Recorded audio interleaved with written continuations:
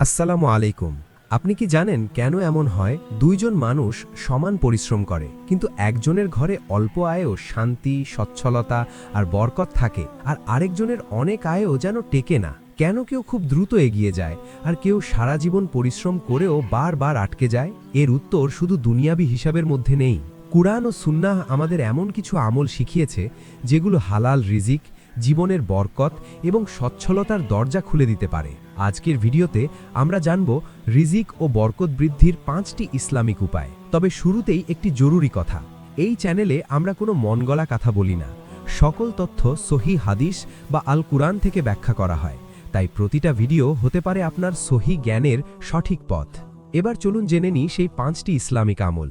প্রথম আমল, দান করা। দেখতে গেলে দান করলে তো সম্পদ কমে যাওয়ার কথা, কিন্তু ইসলামের হিসাব দুনিয়ার হিসাবের মতো নয়।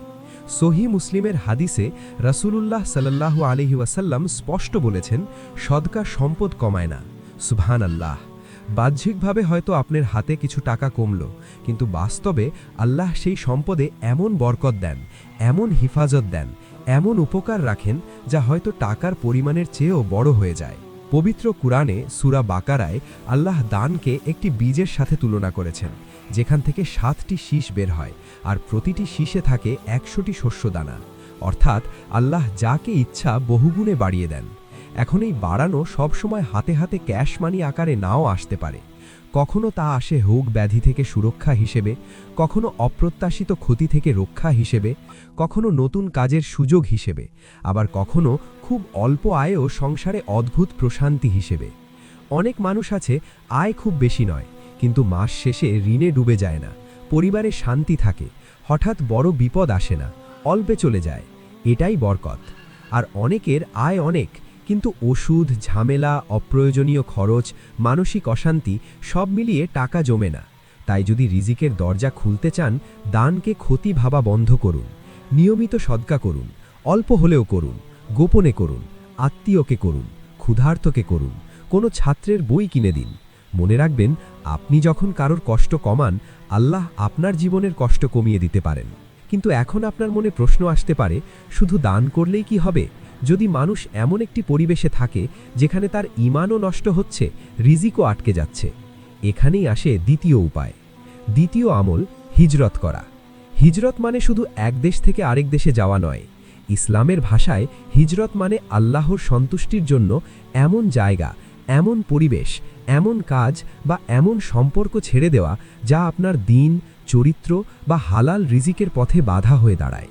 সূরা নিসার 100 নম্বর আয়াতে আল্লাহ তাআলা বলেন, যে ব্যক্তি আল্লাহর পথে হিজরত করবে সে পৃথিবীতে অনেক আশ্রয় ও সচ্ছলতা পাবে।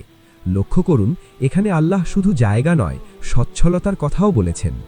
আজকের যুগে এই আয়াতের প্রয়োগ শুধু দেশ বদলানোর মধ্যে সীমাবদ্ধ নয়। ধরুন কেউ এমন একটি চাকরিতে আছে যেখানে সুদ, ঘুষ, প্রতারণা বা হারাম লেনদেন না করে টিকে থাকা যায় না। সে যদি আল্লাহর ভয়ে সেটি ছেড়ে হালাল কাজের দিকে যায়, যদিও শুরুতে আয় কমে যায়, তবুও এটি এক ধরনের হিজরত। অথবা কেউ এমন বন্ধুবৃত্তে আছে যেখানে তাকে অলসতা, গুনাহ, নেশা বা ভুল পথে ঠেলে দেওয়া হচ্ছে, সেখান থেকে সরে আসাও এক ধরনের হিজরত। কেউ যদি এমন ব্যবসা ছেড়ে দেয় যেখানে মিথ্যা বলা বাধ্যতামূলক, সেটাও আল্লাহর জন্য হিজরত। অনেক সময় আমরা শুধু টাকার দিকে তাকিয়ে থাকি, কিন্তু পরিবেশের প্রভাব বুঝি না। খারাপ পরিবেশ মানুষকে ভুল সিদ্ধান্তে ঠেলে দেয়, সময় নষ্ট করায়, পাপের দিকে নিয়ে যায়, আর সেই পাপ বরকত কেড়ে নেয়। তাই যদি আপনি সত্যিই জীবনে প্রশস্ততা চান, তাহলে নিজেকে জিজ্ঞেস করুন, আমার আশেপাশে এমন কি আছে যা আমাকে আল্লাহ থেকে দূরে নিয়ে যাচ্ছে? যে জিনিসটা আপনাকে আল্লাহর পথে বাধা দিচ্ছে, সেটা ছেড়ে দেওয়ার সাহসী হতে পারে আপনার জন্য রিজিকের নতুন দরজা। এতক্ষণ পর্যন্ত দুটি কারণ জানলেন, কিন্তু অনেকে এমন একটি আমলকে খুব ছোট মনে করেন, অথচ কুরআন নিজেই বলেছে এই আমল বৃদ্ধি এনে দেয়। সেটি হলো শুকরিয়া। তৃতীয় আমল, সর্ব অবস্থায় শুকরিয়া আদায় করা। আমাদের স্বভাব হলো সমস্যা হলে অভিযোগ করি, আর ভালো থাকলে স্বাভাবিক বলে ধরে নিই। কিন্তু একজন মুমিনের বৈশিষ্ট্য হলো সে নিয়ামত চিনে, তা স্বীকার করে এবং আল্লাহর শুকরিয়া আদায় করে। সূরা ইব্রাহিমের 7 নম্বর আয়াতে আল্লাহ তাআলা বলেন, তোমরা যদি শুকরিয়া আদায় করো, আমি অবশ্যই তোমাদের আরও বাড়িয়ে দেব। এই আরও বাড়িয়ে দেব শুধু টাকা পয়সায় সীমাবদ্ধ নয়। এতে রিজিক, স্বাস্থ্য, মানসিক শান্তি, সন্তানের কল্যাণ, কাজের সুযোগ সবই অন্তর্ভুক্ত হতে পারে। কিন্তু শুকরিয়া শুধু মুখে আলহামদুলিল্লাহ বলার নাম নয়। শুকরিয়ার 3টি স্তর আছে। প্রথমত, অন্তরে স্বীকার করা, এই নিয়ামত আমার যোগ্যতায় নয়, আল্লাহর দান। দ্বিতীয়ত, মুখে আল্লাহর প্রশংসা করা।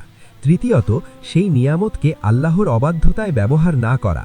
যেমন আল্লাহ আপনাকে টাকা দিলেন আর আপনি সেটা হারাম কাজে খরচ করলেন, এটা শুকরিয়া না। আল্লাহ আপনাকে সময় দিলেন আর আপনি সেই সময় গুনাহে নষ্ট করলেন, এটাও শুকরিয়া না। শুকরিয়া মানুষের মনকে অভিযোগ থেকে মুক্ত করে। অভিযোগ হৃদয়কে ভারী করে, শুকরিয়া হৃদয়কে উন্মুক্ত করে। শুকরিয়া মানুষকে যা নেই তার দিকে নয়, যা আছে তার দিকে তাকাতে শেখায়। আর যে মানুষ তার বর্তমান নিয়ামতের কদর করে না, সে ভবিষ্যতের বড় নিয়ামতের জন্যও প্রস্তুত থাকে না। তাই সকাল বিকাল শুধু কেন নেই বলার বদলে আলহামদুলিল্লাহ, যা আছে তাও অনেক, এটা বলা শুরু করুন। দেখবেন আপনার ভেতরের অশান্তি কমছে আর জীবনে আল্লাহর দেওয়া নিয়ামতগুলো আরও স্পষ্ট হয়ে উঠছে। এতক্ষণ পর্যন্ত যে 3টি আমল জানলেন, দান, হিজরত আর শুকরিয়া, এগুলো অনেকেই বোঝেন। কিন্তু সামনে যে 2টি বিষয় আসছে, সেগুলো মানুষ প্রায়শই শুধু দুনিয়াবি হিসাব দিয়ে বিচার করে। অথচ কুরআন ও হাদিসে এগুলোর সাথেও রিজিক ও সচ্ছলতার গভীর সম্পর্ক দেখানো হয়েছে। চতুর্থ উপায়, বিয়ে করা। আজকের সমাজে একটি খুব সাধারণ কথা শোনা যায়, আগে অনেক টাকা হোক তারপর বিয়ে করব। কিন্তু কুরআন আমাদের ভিন্ন দৃষ্টিভঙ্গি শেখায়। সূরা নূরের 32 নম্বর আয়াতে আল্লাহ তাআলা বলেন, তারা যদি গরিবও হয়, আল্লাহ তাদেরকে তার অনুগ্রহে সচ্ছল করে দেবেন। এই আয়াতের মানে এই না যে বিয়ে করলেই হঠাৎ রাতারাতি কোটি টাকার মালিক হয়ে যাবেন, বরং এর অর্থ হল দারিদ্র্যের ভয়ে হালাল বিয়েকে পিছিয়ে দিও না। যদি নিয়ত পবিত্র হয়, যদি লক্ষ্য হয় চরিত্র রক্ষা, হারাম থেকে বাঁচা, একটি হালাল পরিবার গড়া, তাহলে আল্লাহ তার অনুগ্রহে সচ্ছলতার পথ খুলে দিতে পারেন। হাদিসে এসেছে, 3 শ্রেণীর মানুষকে সাহায্য করা আল্লাহ নিজের উপর নিয়েছেন। তাদের একজন হল সেই ব্যক্তি যে পবিত্র থাকার উদ্দেশ্যে বিয়ে করে। এই হাদিস সুনানে তিরমিজিতে বর্ণিত হয়েছে। কি বোঝা গেল? বিয়ে শুধু সামাজিক সম্পর্ক না, এটি ইবাদত, দায়িত্ব, চরিত্রের সুরক্ষা এবং বহু ফিতনা থেকে বাঁচার উপায়। অনেক সময় অবৈধ সম্পর্ক, মানসিক অস্থিরতা, একাকিত্ব, গুনাহ, অনিয়ন্ত্রিত জীবন, এগুলো মানুষকে শুধু দিনের ক্ষতি করে না, বরং অর্থ, সময় এবং মানসিক শক্তিও কেড়ে নেয়। অন্যদিকে একটি হালাল সংসার, একজন সহায়ক জীবনসঙ্গী, পারস্পরিক দায়িত্ববোধ, এগুলো জীবনে শৃঙ্খলা আনে, লক্ষ্য পরিষ্কার করে এবং তাতে বরকত নাজিল হয়। তাই বিয়েকে শুধু খরচের চোখে দেখবেন না, বরং আল্লাহর বিধান, পবিত্রতা এবং বরকতের দরজা হিসেবে দেখুন। আর এখন আসছি পঞ্চম এবং অত্যন্ত শক্তিশালী একটি আমলে। এমন একটি আমল যা করতে সময় লাগে খুব কম, কিন্তু কুরআন এর সাথে সম্পদ, সন্তান এবং বাগান নদীর কথাও উল্লেখ করেছে। পঞ্চম আমল, বেশি বেশি ইস্তেগফার করা।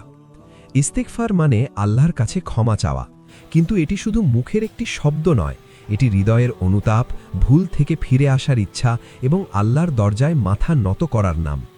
সূরা নূহে নবী নূহ আলাইহিস সালাম তার কওমকে বলেছিলেন, তোমরা তোমাদের রবের কাছে ক্ষমা চাও, নিশ্চয়ই তিনি মহা ক্ষমাশীল।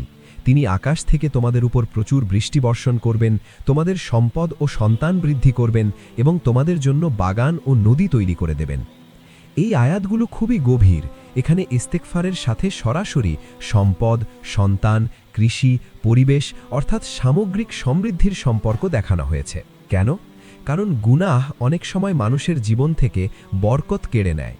গুনাহ হৃদয়কে অন্ধকার করে, সিদ্ধান্তকে দুর্বল করে, সম্পর্ক নষ্ট করে, মানসিক অশান্তি বাড়ায়। আর ইস্তেগফার সেই হৃদয়কে ধুয়ে দেয়, মানুষকে আল্লাহর দিকে ফিরিয়ে আনে। তাই আস্তাগফিরুল্লাহ শুধু একটি শব্দ না, এটি রিজিকের দরজা খোলার একটি আধ্যাত্মিক কারণও হতে পারে। তবে এখানে একটা কথা মনে রাখতে হবে, শুধু ঠোঁটে ইস্তেগফার করলাম কিন্তু গুনাহ ছাড়ার কোনো ইচ্ছাই নেই, এটা পূর্ণ ইস্তেগফার নয়। সত্যিকারের ইস্তেগফার হলো ভুল বুঝতে পারা, ক্ষমা চাওয়া এবং আল্লাহর দিকে ফিরে যাওয়া। তাই প্রতিদিন বেশি বেশি বলুন, আস্তাগফিরুল্লাহ, আস্তাগফিরুল্লাহ, আস্তাগফিরুল্লাহ। সকালে, রাতে, কাজের ফাঁকে, হাঁটতে হাঁটতে। আপনি হয়তো বুঝতেও পারবেন না আল্লাহ আপনার জন্য কোন দরজা খুলে দিচ্ছেন। প্রিয় দর্শক, আজ আমরা জানলাম রিজিক ও বরকত বৃদ্ধির 5টি ইসলামিক উপায় বা আমল। আর এখন একটি গুরুত্বপূর্ণ কথাটা মনে রাখুন, প্রকৃত ধনী হওয়া মানে শুধু বেশি টাকা না, প্রকৃত সচ্ছলতা হল হালাল রিজিক, জীবনে বরকত, চলতি অবস্থায় প্রশান্তি এবং আল্লাহর দেওয়া প্রশস্ততা। কেউ হয়তো অনেক টাকা আয় করে কিন্তু শান্তি নেই, সুস্থতা নেই, পরিবারে বরকত নেই, সে আসলে সচ্ছল না।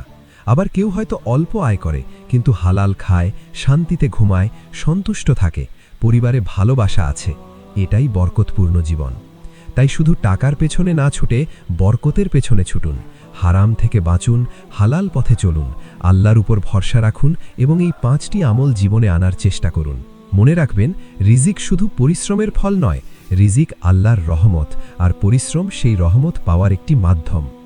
সহি মুসলিমে রাসূলুল্লাহ সাল্লাল্লাহু আলাইহি ওয়াসাল্লাম বলেছেন, যে ব্যক্তি কোনো ভালো কাজের দিকে পথ দেখায় সে সেই কাজ সম্পাদনকারীর সমান সওয়াব পায়।